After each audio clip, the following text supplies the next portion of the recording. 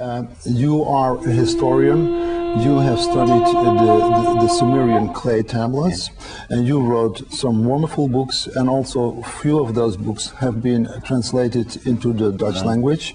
3 of them. 4. Here is the other one. There's one more. And you have studied this whole subject from beginning of mankind. What's your opinion about a big step in our evolution? The first thing that is important to realize is that the so-called UFO phenomenon, or the possible,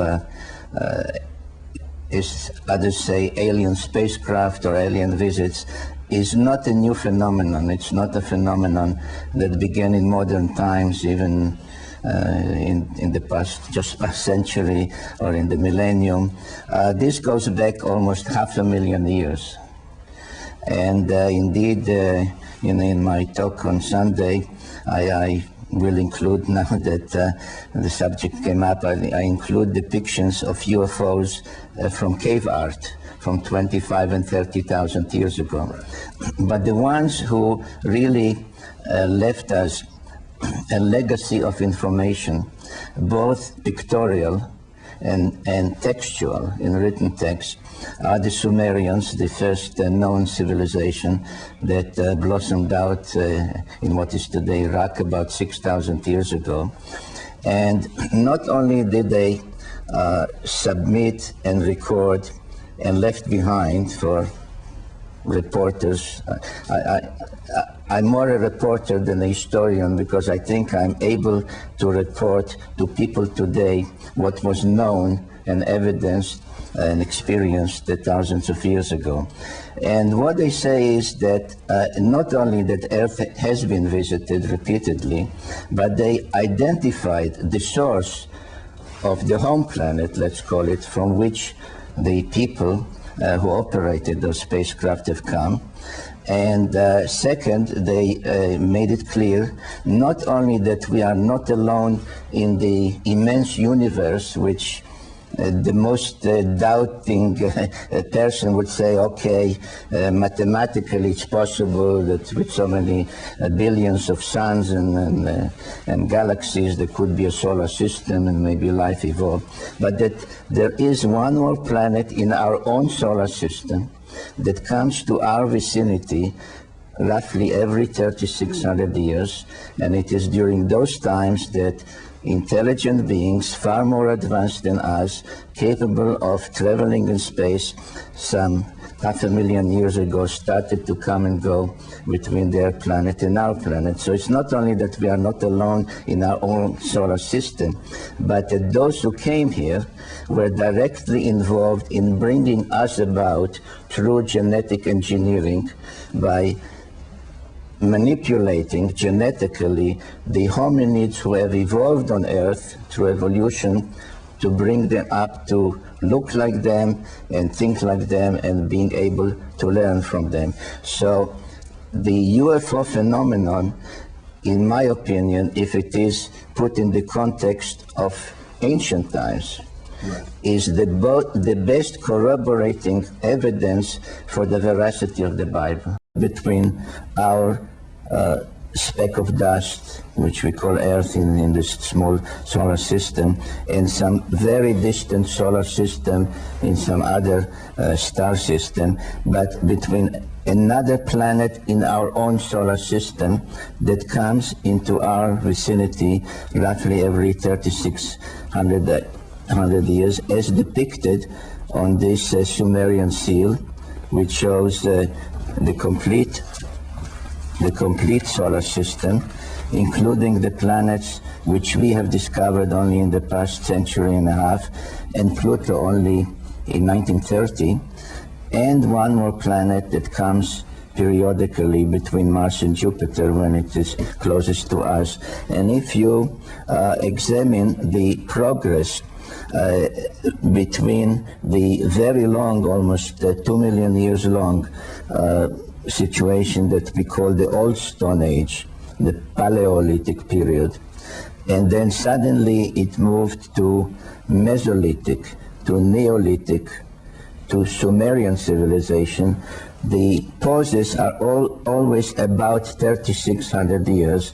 And in my very first book, The 12th Planet, I say it is as if an unseen hand came every 3,600 years, looked at us and said, okay, they are worthy of more knowledge, more civilization, let's give it to them. Now, whether this would happen, if all these phenomena are a precursors of what's about to happen, and you know there are all these prophecies about whether the Maya prophecies or others about the return of the gods, and so on, whether the next time that this return will happen, whether or not it will be a benevolent time, is not so easy to answer, because one time when that return had taken place and they looked at us, they decided to wipe us off the face of the earth. That was the time of the deluge, the great flood. So the assumption that they're always such nice guys and they'll always give us more civilization and more knowledge may be true. It happened many times in the past, or may not be true, because once it did not work that way. It is interesting, Guido, that there are two versions about the reasons for the decision to wipe mankind off the face of the earth during the flood.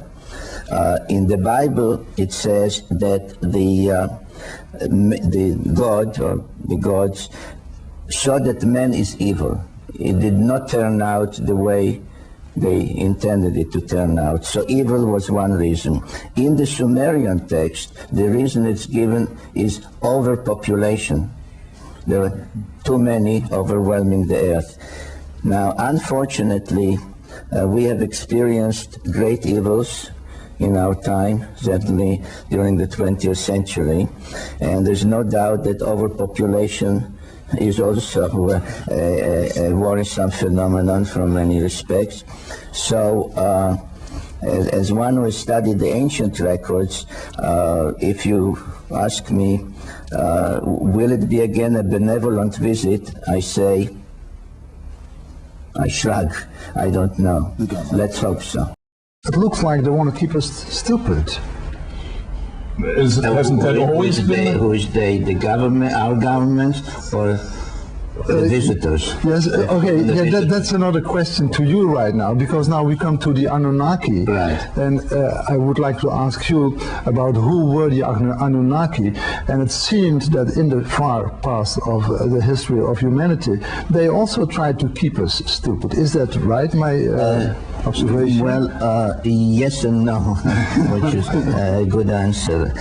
No, the Anunnaki, first of all, which is a Sumerian term, literally means those who from heaven to earth came. So people have to understand what it says.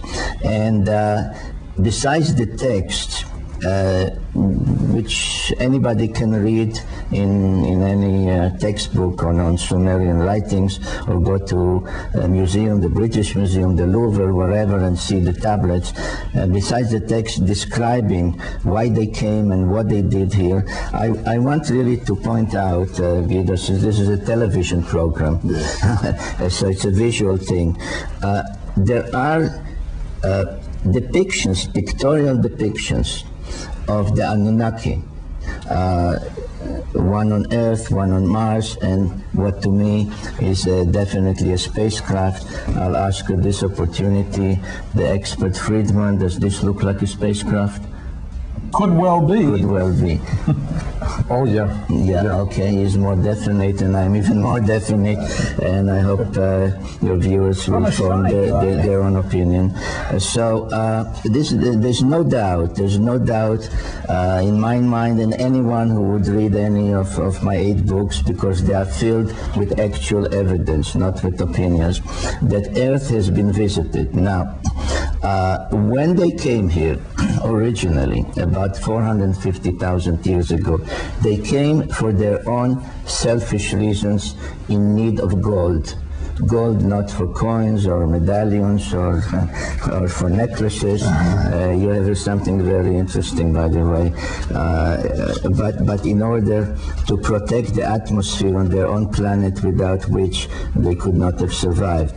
At a certain point, about 300,000 years ago, they decided that they need manpower, they need somebody to do the work for them, and created what the text called Lulu Amelu, a primitive worker, us, through genetic engineering.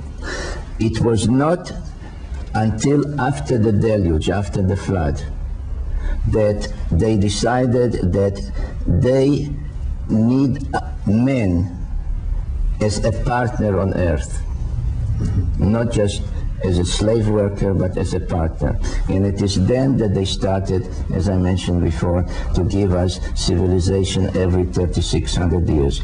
Most of the knowledge that they conveyed to us was considered sacred, secret knowledge. It was not made public, that anybody could watch a program and find out everything. Only certain selected people, some of whom were taken to that planet, which the Sumerians called Nibiru, meaning planet of the crossing. Its symbol was the cross, by the way.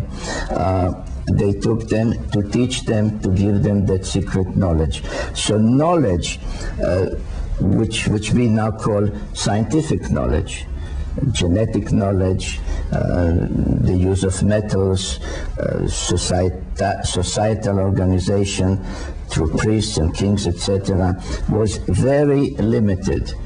And only at a certain time,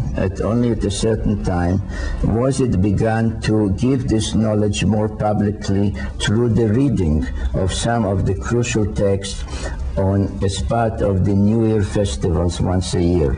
So knowledge was considered a secret and a precious item of information. Incidentally, as far as the Anunnaki themselves were concerned, they kept all their knowledge on what the text called Me. In English we write it M-E. Nobody understands what it is, but it is said that, for example, the famous goddess Ishtar, who wanted to make her city a center of civilization, went to the Anunnaki, the god of knowledge, and connived to get out of him 100 of the Mes, which are formulas for this knowledge, for that scientific information, for how to build high-rise buildings, how to observe things astronomically. And she carried the whole 100 in one hand. Now, and I fully agree with my colleague here, Friedman, that we understand the Sumerian text, even I understand it, applies to me too, in terms of our present technical knowledge. For example, if there is a depiction from ancient times of two astronauts saluting a rocket ship, if that would have been shown to me 100 years ago, what does it depict? I would have said two bird-like people saluting a very large pencil. And if somebody said, no, it's not a pencil, it's a rocket, I would have said, what's a rocket? So our interpretation of the ancient knowledge is confined within the limits of our own technical knowledge. So now I would say these were computer chips. But maybe in 50 years or 10 years, the way it goes, now somebody say computer chip, there's a micro something. So knowledge was given in tidbits, only to those found worthy of knowing it. And I think that our advances now, which are very rapid, could not have happened unless somebody, the Anunnaki, would have wanted it to happen. What's the relationship between the alphabet and the DNA? Well, this is the subject of my latest book, and not yet translated into Dutch, called The Cosmic Code. and it deals with the use of DNA not only for genetic purposes, but also for encoding, for transmitting the secret information about which you asked me. And this was manifested at the time of the largest ever recorded, even Mexico City excluded, recorded of a UFO sighting took place in the Sinai when God landed in his celestial vehicle on top of Mount Sinai in front of 600,000 people. And it was at that time that the Hebrew alphabet was devised. The Hebrew alphabet, unlike any other alphabet, consists of 22 letters, which is the number of our chromosomes without the 2 sex chromosomes, which is another story that they dealt with in my books. And like the DNA, where all the chemical compositions that lead to proteins, etc., are based on 3 DNA letters out of the 4, 3. It's always 3, 3, 3. The Hebrew language uses always 3 letters to construct the complete Hebrew language. So the Hebrew alphabet specifically, or the one devised in the Sinai Peninsula, where the oldest examples of alphabetical use were found around 1450 BC. In my opinion, as I relate, no, not in Divine Encounters, in the Cosmic Code, right, definitely are connected. That was one way of transmitting the sacred, the divine knowledge to the chosen people. The UFO phenomenon is not a new modern phenomenon. Second, it is a part of the evidence for our being not alone in our own solar system. And 3, that if we want to know our future, we should study the past.